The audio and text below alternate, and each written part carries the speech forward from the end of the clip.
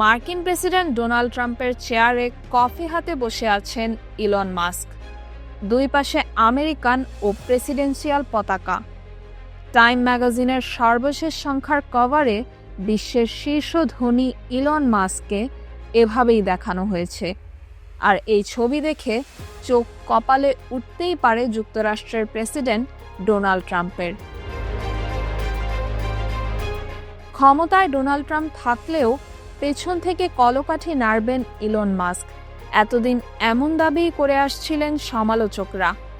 Time ম্যাগাজিনের এই প্রচ্ছদে এ মন্তব্যেরই প্রতিধ্বনি করা হয়েছে।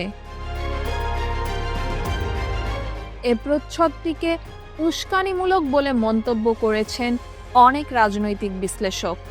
তারা বলছেন, ট্রাম্প প্রশাসনের মূল ক্ষমতা ইলন মাস্কের হাতে, এমন কিছু বোঝাতে এ প্রচ্ছদ করেছে টাইম ম্যাগাজিন। এদিকে হোয়াইট হাউস এই বিষয়ে সাংবাদিকদের প্রশ্নের জবাবে ট্রাম্প প্রচ্ছদটি দেখেননি বলে জানান। তিনি আরও বলেন, টাইম ম্যাগাজিন এখনও ব্যবসায় টিকে আছে সেটাই তিনি জানতেন না। তাহমিনা রহমান হাফসা, ঢাকা ওয়েস্ট।